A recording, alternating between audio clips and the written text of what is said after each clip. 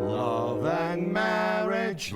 and marriage, they go together like a horse and carriage. This I'll tell you, brother, you can't have one, you can't have none, you can't have one without the other. No, sir. Esto es Café de Nadie, donde cabemos todos. y hoy vamos a platicar con Margo Glantz sobre Sor Juana Inés de la Cruz.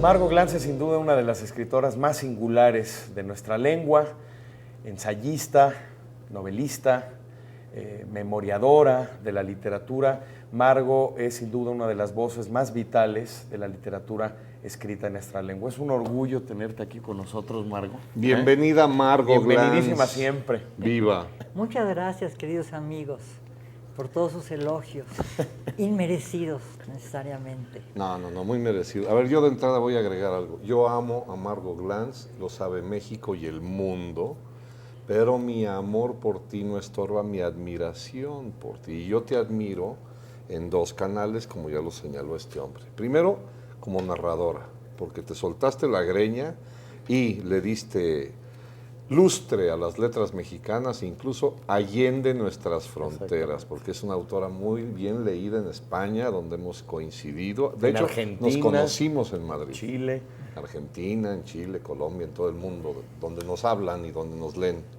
Pero además has dedicado muchos años a la investigación, a leer la palabra ajena y tratar de entender por qué escriben los demás lo que escriben. Y eso para mí ha sido fascinante ver cómo lo haces tú, porque tienes algo de detective, de gambusina, hay ahí como un juego de lentes que te vas poniendo con distintas dioptrías. Parece que estás hablando de ti. Yo quiero ser Margo Glantz. Bueno, Cuéntanos. Yo también quiero ser ¿A ti Margo por qué te Glantz. dio por estudiar a Sor Juana? Bueno, mira, yo soy profesora, llevo 55 años en la UNAM y llevo estudiando literatura comparada, mexicana, española, y de repente, pues siempre he leído a Sor Juana, literatura mexicana. Sin leer a Sor Juana estaría yo muy mal. Pero una vez Sergio Pitol, mi queridísimo amigo, me dijo, ¿por qué no escribes no haces una antología de Sor Juana para la editorial Ayacucho? Me acaban de escribir y me dicen que te pida yo que lo hagas. Yo dije, pero ¿cómo voy a escribir sobre Sor Juana? Si ya escribió Octavio Paz, era su propiedad. Entonces yo dije, es que Sor Juana siempre tiene que ser propiedad de alguien. Ahora sigue siendo propiedad de otros. Pero digo, debería ser mi propiedad, pero no es, ¿no? Entonces decidí que tenía yo que trabajar a Sor Juana, pero para eso me dediqué como 5 años a trabajarla profundamente para poder escribir la antología que salió en el 95, justamente un año de aniversario de Sor Juana. Claro. Margo, tú te has convertido en una de las sorjuanistas principales y fundamentales. Ajá. Si es que algo parecido al sorjuanismo existe, porque tanto centrarse en un personaje nos devuelve otra vez a investigar otros campos de la literatura colonial. Tú también, digamos, ampliaste un poco el radio de la escritura de Sor Juana y has hecho algo ciertamente heroico, noble y muy conmovedor, que es ver cómo todos estos personajes que si no hubieran salido por la escritura, en realidad sí hubieran tenido un determinado campo de acción cultural, en la vida social, política, familiar de la Nueva España, ¿no? En Sor Juana, ¿qué viste más allá de la escritura, que es desde luego lo central, pero qué viste como su campo de acción? ¿Cómo la ves a ella como protagonista de su tiempo? Sí, me puse a estudiar a los contemporáneos de Sor Juana, a las monjas contemporáneas de Sor Juana, los siglos de oro, la literatura de los siglos de oro, las estructuras burocráticas de la Iglesia. Es decir, para poder estudiar a Sor Juana bien, que nunca se le estudia lo suficientemente bien, había que trabajar muchísimos campos. Entonces me puse a explorarlos, pero yo no soy la única, hay muchísima gente que trabaja la literatura colonial y trabaja a Sor Juana. Ahora, ¿qué encontré en Sor Juana de particular? Bueno, Sor Juana es la más grande escritora que hemos tenido, una de las más grandes que hay en las letras hispánicas, yo diría del mundo. Es decir, obviamente trabajarla es un privilegio, es una maravilla. Hay momentos en que después de 20 años de trabajarla digo, bueno, ya basta, ya no quiero seguir con Sor Juana, voy a trabajar con otras cosas, porque a mí me pasa que me ligo a una cosa y me confunden con un zapato o con Sor Juana, o sea que ya estoy harta. A mí me pasa lo mismo, ¿eh? ¿Te pasa lo mismo? Me confunden mucho con Sor Juana cuando traigo la cabeza así en toca, ¿no? Cuando me pongo la toca. Entocado. Entocado. Entocado.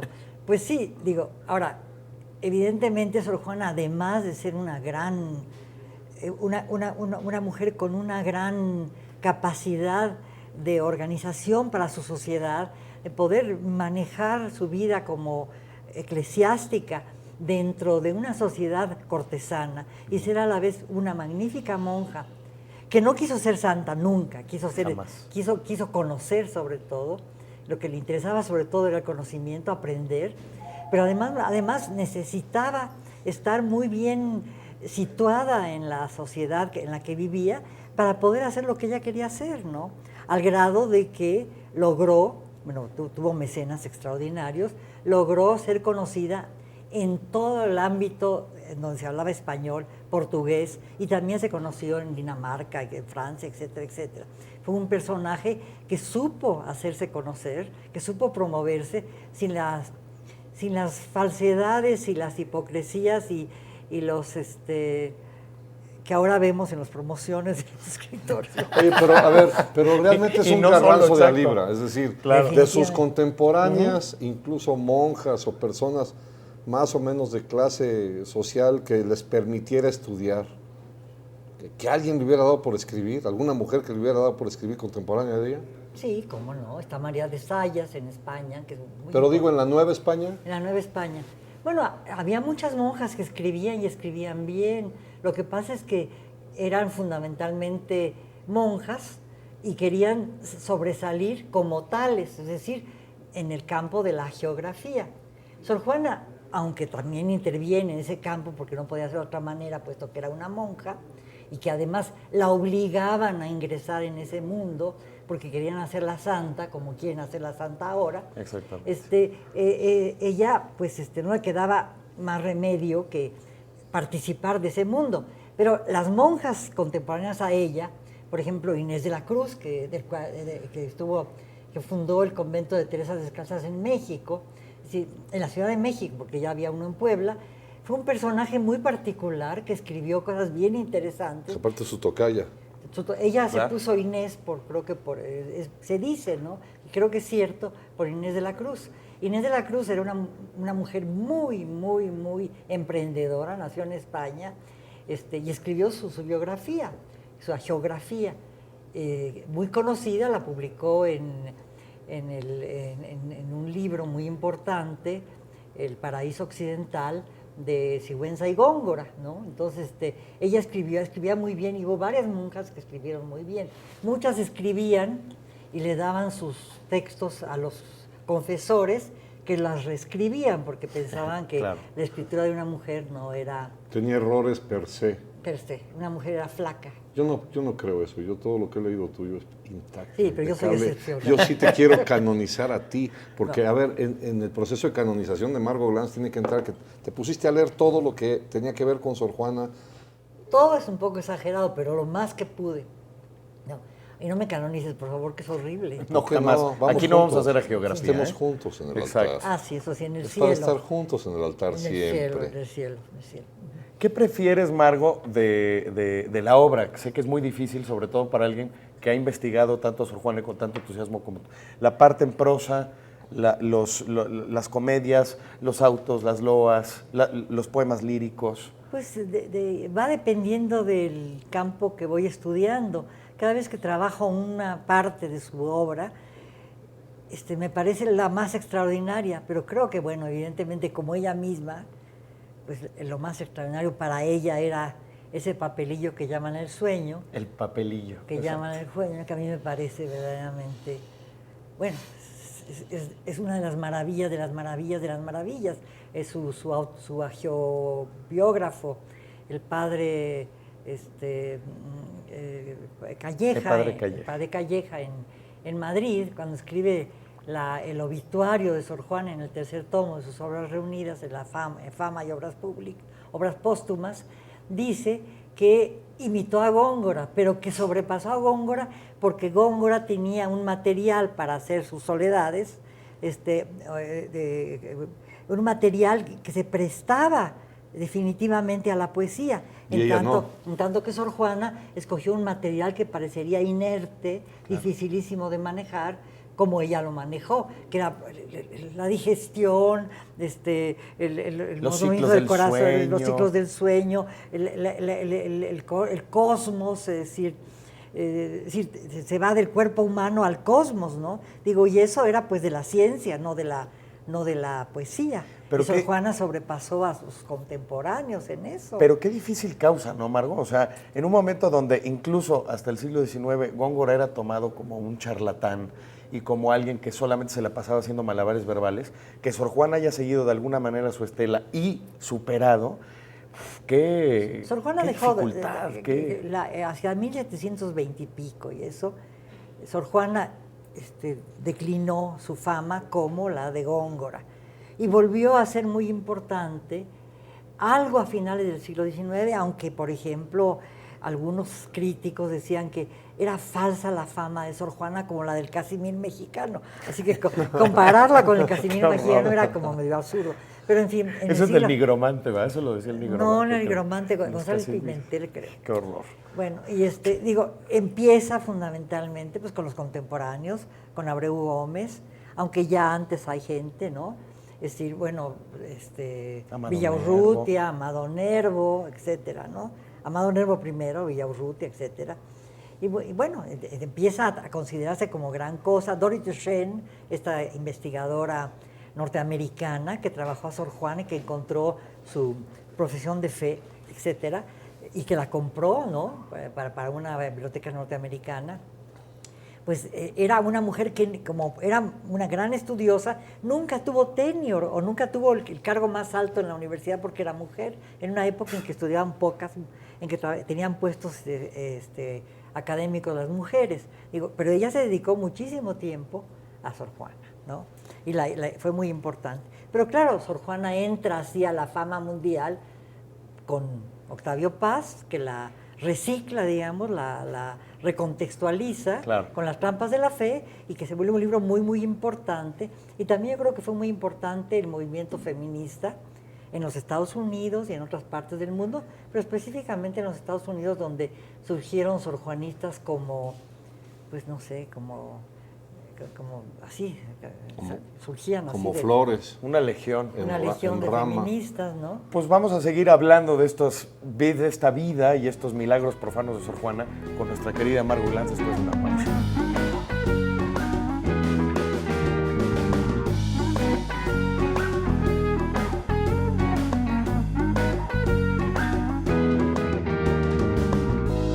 Seguimos conversando aquí en Café de Nadie con Margot Glantz sobre Sor Juana Inés de la Cruz. Margot, aquí los tres, pero particularmente tú, has defendido a ultranza el carácter, digamos, laico de la escritura de Sor Juana. Bueno, no puedo decir que sea eminentemente laico. Sor Juana escribió cosas muy importantes, autos sacramentales, poesía religiosa, mística. hizo ejercicios para la encarnación, escribió su hagiografía en la respuesta a Sor Filotea. Es decir, Sor Juana no dejó de ser una monja importante, a pesar de que ingresó mucho, trabajó mucho, puesto que era una cortesana que trabajaba con la corte. Es pleonástico, pero así es. Hizo muchísima poesía cortesana, muy importante, y por eso la criticaron enormemente. El primer tomo, La Inundación Castálida, que publicó la Marquesa de la Laguna en España, fue muy criticada por la burocracia eclesiástica en México, y entonces se hizo un segundo tomo que también promovió la Marquesa de la Laguna, y en ese segundo tomo hay 100 páginas de obituarios, obituarios no se había muerto, perdón, de licencias y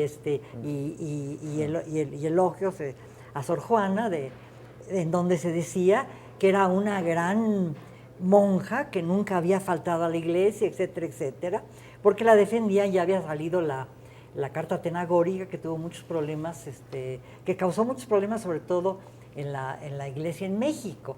En España la defendieron mercedarios, jesuitas, dominicanos, etcétera, ¿no?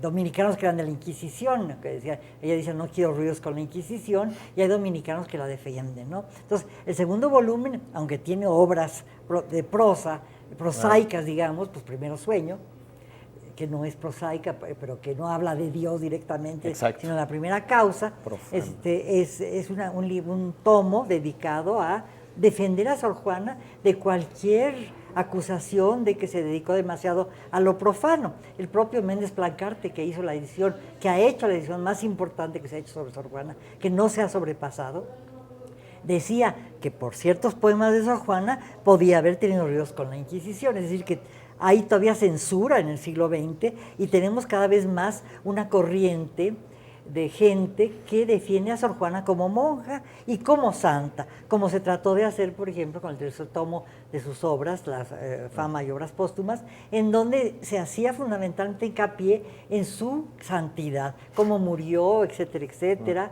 Y la jerarquía eclesiástica en México trabajó mucho ese aspecto para tratar de demostrar que Sor Juana había intentado desde el principio de su vida ser santa, cuando ella lo niega directamente. Probablemente en los últimos meses de su vida, o los últimos años de su vida, hubo una conversión forzada o personal, decidida por ella, no lo sé bien. Cuando deja sus bienes, dices. Cuando la obligan mucho, yo creo que la obligan, ¿no? Ahí sí, francamente, sí creo que hubo una cosa una mano muy negra. violenta. Además hay muchos documentos que lo prueban. Los que tratan de demostrar lo contrario utilizan muchos documentos, evidentemente, pero muchos documentos los soslayan y no los toman, que es una forma de ocultar la verdad. El clásico, entrégate, entrégate, entrégate. Mira, yo en mi calidad de obispo de Papantla con licencia, lo que creo es que hay que hacer hincapié en lo que decías en el primer bloque del programa. Es una mujer ávida por saber. Eso es lo que despierta en ella, digamos, la pasión lectora, porque fue una gran lectora, era una mujer que quería conocer el mundo. Y en la medida en que conoce el mundo, hace esta maravilla de extrapolar lo que uno siente en su interior para conectarlo con el cosmos, pero no necesariamente con la llama mística. No digamos que no todo es... Hay muchos caminos para el cielo, decía ella. Exacto. Sálvese las santas, pero yo no quiero ser santa. Se lo dice en la carta al Padre Núñez. Yo he dicho lo mismo en más de una ocasión. Se ve. Lo creo. Oye, quiero preguntarte algo. Después de estudiarla con tanta pasión y con interés, ¿a ti te ha influido cuando tú escribes? ¿Cambió en ti tu manera de ver la literatura y de escribir? Bueno, está mi libro Apariciones, que es un libro homenaje a Sor Juana, en realidad. En el rastro empiezo con un epígrafe, un soneto de Sor Juana famosísimo, esa tarde me vi bien cuando te hablaba, etcétera, Como en etcétera, tu rostro etcétera, y ¿no? tus acciones vía. Digo, Sor Juana es fundamental en mi escritura desde el momento en que me puse a trabajar a Sor Juana, ¿no? Aunque mucho tiempo tuve una pasión por las monjas, porque de niña fui convertida al catolicismo, cuando tenía yo como 10 años, y los que me convirtieron al catolicismo me regalaban historias de santas, ¿no? Entonces, el martirio era Como una manera No para de... seguir su vida, Margot, pero me por gustaba diversión el martirio, infantil. me gustaba mucho el martirio. ¿A qué niño no, va? Es decir, Covadis, Fabiola, Genoveva de Brabante. Me regalaron un misal en piel blanca. Vidas ejemplares. Vidas claro. ejemplares, todo eso. Entonces digo, yo creo que ya estaba yo predestinada a estudiar a Sor Juana, ¿no? Pero, es decir, afortunadamente no me volví santa tampoco. Margot, tú, ya hablamos de los peligros de poner a Sor Juana como santa, ¿no?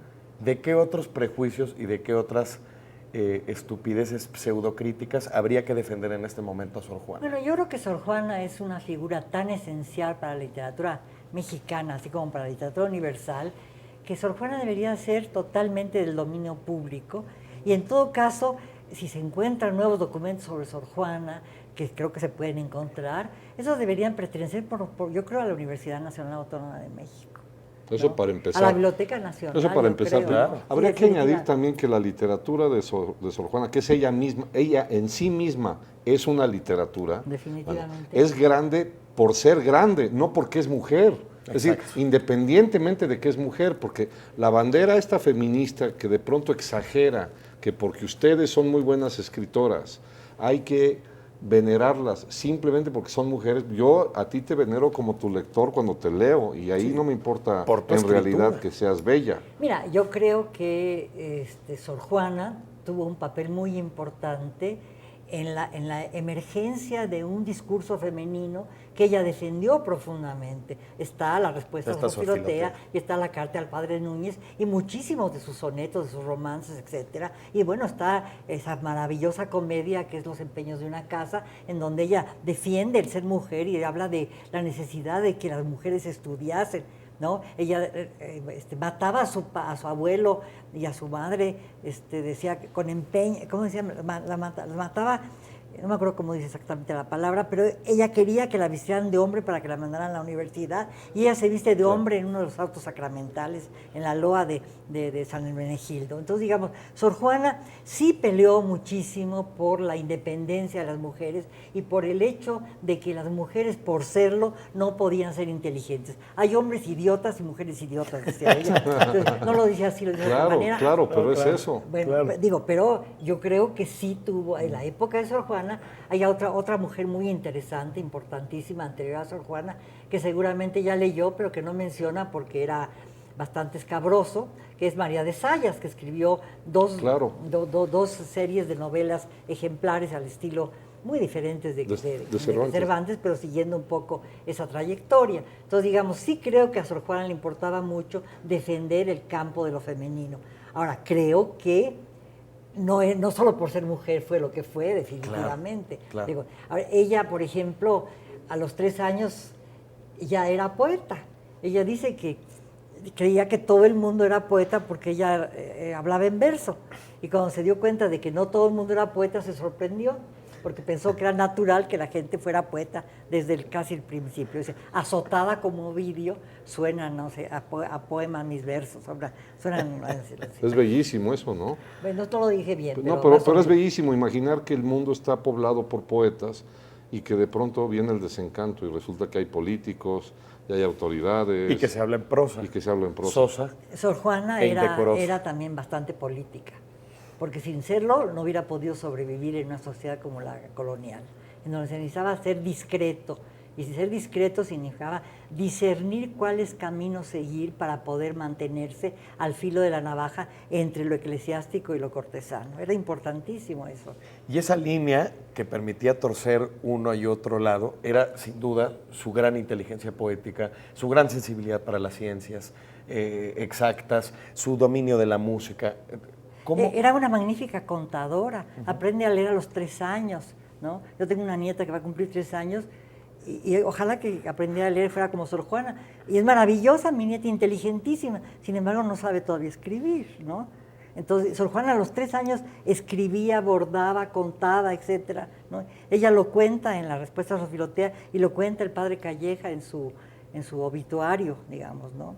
Sí, Sor Juana conjuntaba una cantidad de cosas, como tú dijiste, es toda la literatura. Hacía autos sacramentales, hacía obras religiosas, hacía comedias profanas, hacía versos de todo tipo, fue muy innovadora en el romance. Ella fue muy importante en el desarrollo del romance, que fue uno de los géneros más que florecieron más en la época del barroco. Fue magnífica sonetista, extraordinaria. Fue, en fin, era respondía magnífica en todo, sermones. ¿no? Además era maravilloso, respondía a sermones. Además era una teóloga extraordinaria. Era contadora de su convento, 12 años fue contadora del convento. Tenía magnífica letra. Hasta, decía ella, hasta por hacer este tipo de letra me consideraban indecente, porque el escribir bien parece que no era decente en una mujer. Entonces eso es muy importante también. Claro, muy importante. Y aparte tenía deberes como monja, es decir, ¿a qué hora dormía? Como ella dice, funesta, nocturna más no funesta, mi pluma escribe. Qué bonito. Sí. ¿Tú también escribes de noche? No, yo de día. Tú eres yo soy diurna. diurna. ¿Y tú te has tenido que vestir de hombre o revestir de hombre? Pues andamos con pantalones, ¿no? Digo, cuando estaba yo en la Facultad de Filosofía y Letras, así en los años, yo llegué a la facultad en 59 a dar clases, pero entré a San Ildefonso en 47, y las mujeres nos vestíamos con falda y suéter, y blusitas rayadas, calcetines.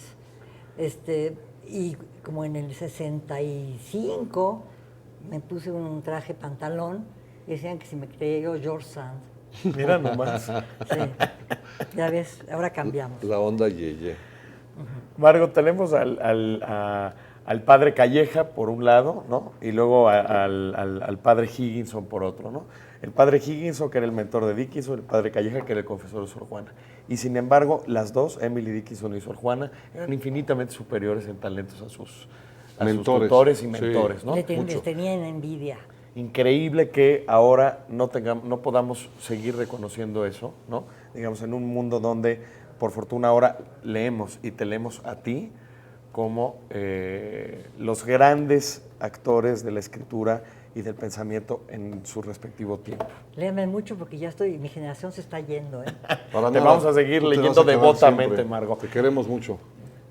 Esto fue Café de Nadie. Donde evidentemente cabemos todos. Y que viva Margot Glantz. Arriba.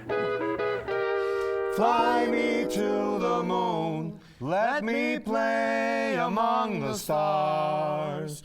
Let me see what spring is like on Jupiter and Mars. In other words, hold my hand. In other words, baby, kiss me. Fill my heart with song, and let me sing forevermore. You are all I long for, all I worship and adore. In other words, please be true. In other words, I love you.